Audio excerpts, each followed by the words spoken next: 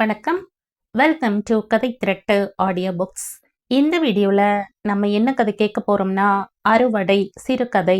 நம்ம சேனலை இது வரைக்கும் சப்ஸ்கிரைப் பண்ணாதவங்க சப்ஸ்கிரைப் பண்ணுங்க.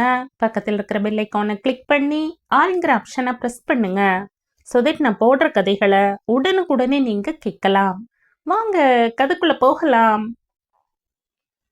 இந்த பெண் பார்க்குற சம்பிரதாயமே ஒரு நாடகம்னு தோணுது எனக்கு. கிண்டல் கலந்த புன்னகையுடன் நமசிவாயம் சொன்னார். ஒரு மாதிரி குற்ற உணர்ச்சி கலந்த மனதுடன் வந்திருந்த எல்லோரும் அவரையே வெறித்தனர். என்ன சொல்ல வரீங்க என்றது பார்வைகள். பின்ன நீங்களே பாருங்களேன், பெண்ணும் மாப்பிள்ளையும் ஏற்கனவே ஒருத்தர் பார்த்துக்கிட்டாச்சு, பழகியாச்சு. 2 குடும்பத்து ஆட்கள் மட்டும்தான் இப்போ முதல் முறையா சந்திக்கிறோம். ஆனா நிகழ்ச்சி என்னவோ அவங்கள அடிப்படையா வச்சு, அதைத்தான் அப்படி சொன்னேன். அதுவும் உண்மைதான், ஆமோதித்தார் மாப்பிள்ளையாக வந்திருந்த மதனின் அப்பா கமலநாதன். நான் இப்படித்தான், எதுவா இருந்தாலும் வெளிப்படையா பேசிடுவேன், மனசுக்குள்ள எதையும் வச்சுக்க மாட்டேன். மீண்டும் சிரித்தார் நமசிவாயம். என் மக திலகா வந்து இந்த மாதிரிப்பா கூட வேலை பார்க்குற ஒருத்தரை காதலிக்கிறேன்னு சொன்ன போதும் நான் மற்றவங்க மாதிரி குதிக்கலை, கூச்சல் போடலை, பொறுமையா இருந்தேன். ஏன்னா உங்க பையனை பத்தி எனக்கு எதுவுமே தெரியாது. ஆனா என் மகளை பத்தி தான் எனக்கு நல்லா தெரியுமே. அவ மேல நான் வச்சிருக்கிற நம்பிக்கைய அவ என்னைக்குமே கெடுத்துக்க மாட்டா. கமலநாதன் தனது மகன் மதனை அர்த்தத்துடன் பார்த்தார். அவன் எங்கோ வேறு திசையில் பார்த்தான். சரிங்க, நம்ம மற்ற விஷயங்களை பத்தி பேசிட்டோம்னா நிச்சய தேதிய குறிச்சிடலாமே. தாராளமா. ஆனா அதுக்கு முன்னாடி என்னால என்ன செய்ய முடியும்னு வெளிப்படையா சொல்லிடுறேன். நிமிர்ந்து உட்கார்ந்தார். மனைவி செண்பகத்தை ஒரு முறை பார்த்துவிட்டு தொடர்ந்தார். நான் ஒரு சாதாரண ஆசாமி, மார்க்கெட்ல காய்கறி கடை வச்சு நடத்திட்டு வர்றேன். பெருமையா சொல்லிக்கிற அளவுக்கு வருமானம் இல்லை. அதனால நீங்க இவ்வளவு வேணும்னு கேட்கறதுக்கு முன்னாடி என்னால எவ்வளவு முடியும்னு சொல்லிடுறது தான் எனக்கு நல்லது. தாராளமா என்றார் கமலநாதன். என் மக திலகா கல்யாணத்தை இன்னும் 2-3 வருஷம் கழிச்சு நிதானமா செய்யலாம்னு இருந்தேன். ஆனா இப்படி திடுதுப்புன்னு உடனடியா வேறு விதமான சூழ்நிலையில பண்ண வேண்டி வரும்னு நான் கொஞ்சம் கூட எதிர்பார்க்கல. அவர் பலமாக எதற்கோ அடி போடுவதை பார்த்து சுதாரித்து கொண்ட கமலநாதன் மனைவி அழகு செல்வியை ஜாடையாக பார்த்தார். பொறுங்க, அவரு கொட்டி முடிக்கட்டும் என்பது போல அவள் கண்களாலேயே பேசினாள். மூத்த மகன் பரமேசும் அவனது மனைவி மல்லிகாவும் எதுவுமே பேசிக்கொள்ளவில்லை. பெரியவர்கள் பேசட்டும் என அமைதி காத்தனர். தன்னை யாரும் எதுவும் குறுக்கிடாதது நமச்சிவாயத்திற்கு வசதியாகவும் உற்சாகம் தருவதாகவும் அமைந்துவிட கனத்த குரலில் ஆரம்பித்தார். என் மகளுக்குன்னு இப்போதைக்கு என் சேமிப்பு 15 பவுன் இருக்கு. கல்யாண செலவா ரொக்கமா 1.5 லட்சம் பணம் இருக்கு. அப்புறம் பாத்திரம் பண்டம்னு கொஞ்சம் இருக்கு, அவ்வளவுதான். மாப்பிள்ளை மதனை தவிர எல்லோர் முகமும் இருண்டு விட்டது. அழகு செல்வி முந்திக் கொண்டு ஆரம்பித்தாள். என்ன இப்படி பேசுறீங்க? என்னோட மூத்த பையன் பரமேஷ்க்கு ஈரோட்ல இருந்து பெண் எடுத்திருக்கோம். தோ எங்க மூத்த மருமக மல்லிகா, இவளுக்கு எவ்வளவு சீர் செஞ்சாங்க தெரியுமா? மன்னிக்கணும், அதை நான் தெரிஞ்சுக்கிட்டு என்ன பண்ண போறேன்? அவங்க செஞ்சாங்கிறதுக்காக போட்டி போட்டுட்டு நானும் பண்ணணுமா? எனக்கு இன்னொரு மகளும் இருக்கா, அவளையும் நான் பார்க்க வேண்டாமா? தவிர அவளோட கல்யாணத்துல இப்போ கூடுதலா இப்படி ஒரு சிக்கல் வேற சேர்ந்து போச்சு. வரக்கூடிய மாப்பிள்ளை வீட்டுக்காரங்களுக்கு அதையும் நான் புரிய வச்சில்ல, என் 2வது மகளையும் நாடு கடத்தணும். என்ன சொல்ல வரீங்க? எனக்கு புரியல. உங்க 2வது மக கல்யாணத்துக்கும் இதுக்கும் என்ன சம்பந்தம்? ஏன் 2ஐயும் முடிச்சு போடுறீங்க என்றான் பரமேசு புருவம் சுருக்கி. மூத்தவளோட கல்யாணம் இப்படி இயல்புக்கு மாறா அமைஞ்சு போச்சே. சொந்தத்திலேயே 2 மாப்பிள்ளைங்க உசாரா இருக்கும்போது இப்படி என மாதிரி திருமணம் செய்துகிட்டா அடுத்து இளையவளோட திருமணத்தை அவ்வளவு சுலபத்துல பண்ணிட முடியுமா? நடைமுறை சிக்கல் நிறைய இருக்குங்களே.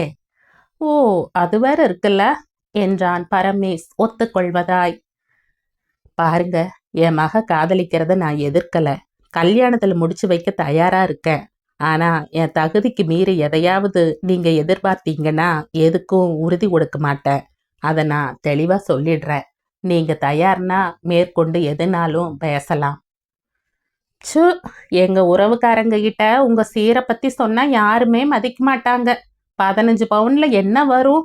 கிட்டத்தட்ட ஒண்ணுமே இல்லாம தான் அனுப்புறீங்க உங்க மகளை என்றாள் அழகு செல்வி வெறுப்புடன். 1,50,000 கல்யாணமா? சாத்தியமே இல்ல. மண்டபத்துக்கே இன்னைக்கு அந்த வாடகை அந்த அளவுக்கு வருது. மத்த செலவுக்கெல்லாம் என்ன பண்ண? என் மூத்த மகனோட கல்யாண வீடியோவை அனுப்பி வைக்கிறேன். ஒரு தடவை பார்த்துட்டு அப்புறம் பேசுங்க என்றார் கமலநாதன். நீங்க எதிர்பார்க்கிறபடியெல்லாம் என்னால பிரம்மாண்டமா கல்யாணத்தை நடத்த முடியாது. மத்தவங்க மதிக்கிறதுக்காகவோ வெட்டி கௌரவத்துக்காகவோ வெளியே கடன் வாங்குறதும் இருக்கிற சொத்தை விற்கிறதும் என்னால முடியாத காரியம். என்கிட்ட என்ன இருக்கோ அதை வச்சுதான் நான் கல்யாணத்தை நடத்துவேன். அப்புறம் உங்க இஷ்டம். என் மக ஆசைப்பட்டுட்டாளேங்கிற ஒரே காரணத்துக்காகத்தான் நான் இவ்வளவு தூரம் இறங்கி வந்திருக்கேன். நாங்க மட்டும் என்னவாம்? எங்க வசதி வாய்ப்புக்கு நீங்கள்லாம் பக்கத்திலேயே வர முடியாது. வீட்டு வாடகை மட்டும் மாசத்துக்கு எவ்வளவு வருது தெரியுமா? இருக்கட்டும்மா, சிலந்திக்கு வலையும் குயிலுக்கு கூடும் தான் பொருத்தம். உன்னோட இடத்துல இன்னொன்னு இருக்க முடியாது. முடிவா என்ன சொல்றீங்க? உங்க மகளுக்கு 100 பவுன் நகையும் நாங்க சொல்ற மண்டபத்துல நாங்க சொல்ற மாதிரி கல்யாணமும் செய்து வைக்க தயார்னா நாம மேற்கொண்டு பேசலாம் கோபத்துடன் சொன்னார் கமலநாதன். திலகா, கொஞ்சம் முன்னாடி வாம்மா. நடக்கிற விஷயமெல்லாம் கேட்டுட்டு தானே இருக்க. இது நீ தேர்ந்தெடுத்த வாழ்க்கை. இனி நான் என்ன பண்ணணும்னு நீயே சொல்லுமா. என்னங்க, அவகிட்ட போய் செண்பகம் குறுக்கிட்டாள். திலகா வேகமாய் முன்னே வந்தாள். பா, வேணாம்ப்பா. எனக்காக நீங்க இவ்வளவு தூரம் பேசினதே போதும். சாத்தியம் இல்லாத விஷயத்துக்காக தலையாட்ட வேண்டாம். மகளோட காதலை கல்யாணத்துல முடிக்கணும்னு நீங்க இவ்வளவு மெனக்கிட்டதே போதும். ச்சே, இந்த காலத்திலையும் இத்தனை பணத்தாசையோட மக்கள் இருப்பாங்கன்னு எதிர்பார்க்கலனா? ஏன் மதன், நீங்க எதுவுமே பேச மாட்டீங்களா?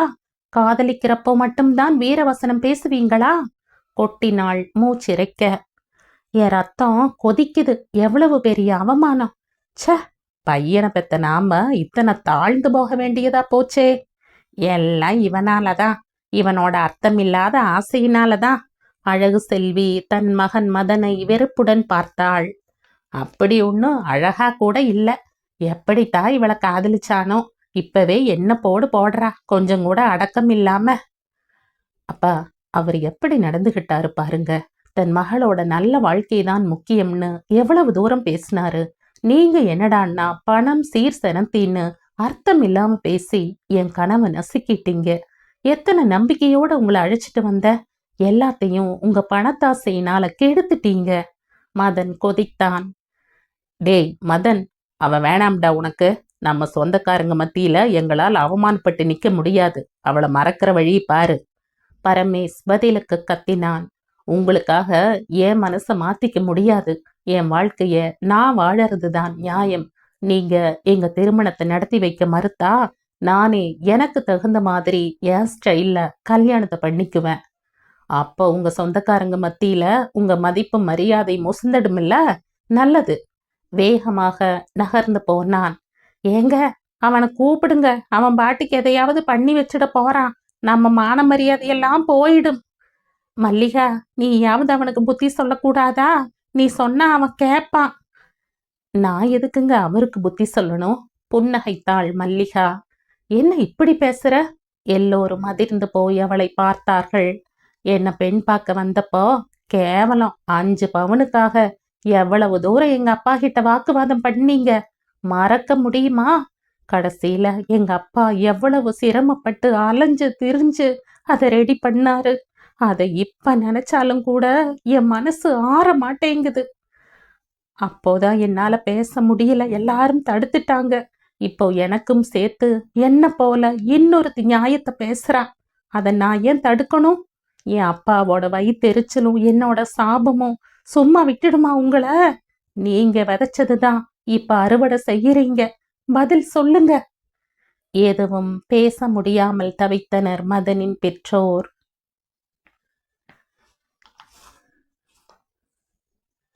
இதோட இந்த கதை முடியுது. இந்த கதை உங்களுக்கு பிடிச்சிருந்தா லைக் பண்ணுங்க, ஷேர் பண்ணுங்க, சப்ஸ்கிரைப் பண்ணுங்க. மற்றும் ஒரு இன்ட்ரெஸ்டிங்கான கதையோட அடுத்த வீடியோல சந்திப்போம். பாய். தேங்க்யூ.